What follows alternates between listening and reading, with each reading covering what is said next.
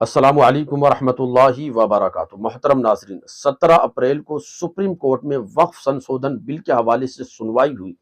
तो सुनवाई के बाद और सुप्रीम कोर्ट के फैसले के बाद बैरिस्टर असदुद्दीन ओवैसी का बहुत बड़ा बयान आया है। इसी तरह से इमरान प्रतापगढ़ी जो राज्यसभा से सांसद है, उनका भी बयान आया है। हम पूरे उस बिल को उस एक्ट को अनकॉन्स्टिट्यूशनल मानते हैं और ये आर्टिकल 25, आर्टिकल 26, 14 और 15 और 29 का ग्रेव वायलेशन है। ये हम पहले से ही बोल दिया है और आज फिर आपके सामने रिपीट कर रहा हूँ। No see let us be very careful. The Honorable Supreme Court, as rightly pointed out by my counsel, Mr. Nizam Pasha, the Supreme Court has said that the Central Waqf Council and the State Waqf Boards will not be constituted. Waqf by user cannot be deleted. Now, there are other provisions also which we as a party have come to the Honorable Supreme Court that calling it unconstitutional. Now, whenever it will be heard, our counsel, Mr. Nizam Pasha, on behalf of me, will be arguing it. As you know very well, that during the deliberations of the Joint Working Committee, I have given a Dyson report opposing all the amendments that were proposed by the government. And during the debate in the Parliament on the consideration or passing of that bill, I have opposed each and every amendment. I have called it unconstitutional. I still call this law as unconstitutional, as violating the fundamental rights of Article 14, 15, 25, 26 and 29.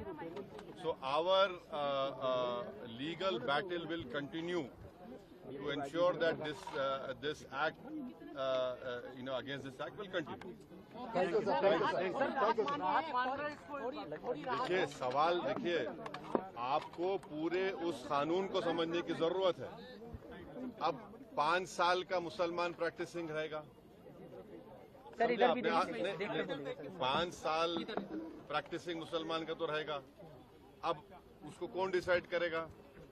अब कोई महिला है, उसको कौन decide करेगा? तो ऐसे कई उसमें जो अमेंडमेंट्स के जरिए लॉ बनाया गया है, हम उसके आज भी मुखालिफत कर रहे हैं और कल भी अपोज करते रहेंगे। और लीगली हम सुप्रीम कोर्ट में चैलेंज किए, हम उसको उन तमाम चीजों को violation of the fundamental rights मानते हैं। Thank you. उच्चतम न्यायालय ने जो आज अंतरिम रिलीफ दिया है, उसके लिए माननीय उच्चतम न्यायालय का बहुत शुक्रिया। और वो सारे पॉइंट जो हमने पिटीशन में रखे थे, जो हमने पार्लियामेंट में उठाए थे, उसको ज्यादातर को माननीय उच्चतम न्यायालय ने संज्ञान लिया, कंसीडर किया।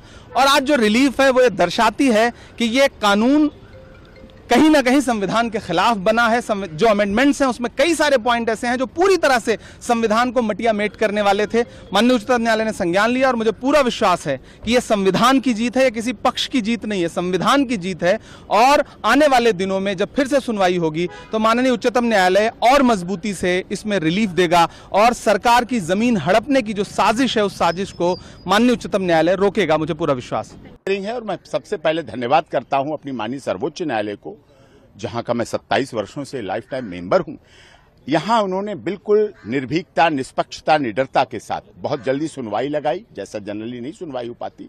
लेकिन क्योंकि धार्मिक भावनाएं हैं, सवाल हैं लोगों के। वैसे तो ये वक्फ का अमेंडमेंट एक्ट बिल लोकसभा द्वारा पास हो चुका, उसके बाद राज्यसभा द्वारा पास हो चुका।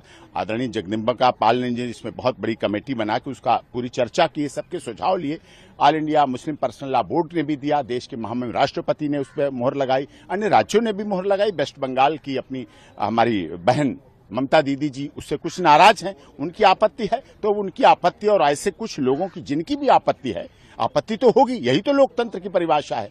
कोई कहेगा इसमें कुछ गलत है, कोई कहेगा सही, लेकिन ज्यादातर लोगों ने लोकसभा, राज्यसभा और देश के महामहिम राष्ट्रपति जी ने उसको बहुमत से पास किया है। तो निश्चित तौर पर कुछ जो शिकायतें थी उनको दूर कर रही माननीय सर्वोच्च न्यायालय सुनवाई कर रही है। और जो भी परिणाम आएंगे वो अच्छे होंगे, जो भी फैसले आएंगे वो अच्छे होंगे। हमारी सर्वधर्म समभाव, सर्वजन हिताय, सर्वजन सुखाय की भावना और ये अपनानी चाहिए। देश में शांति रहना चाहिए, अमन चैन रहना चाहिए।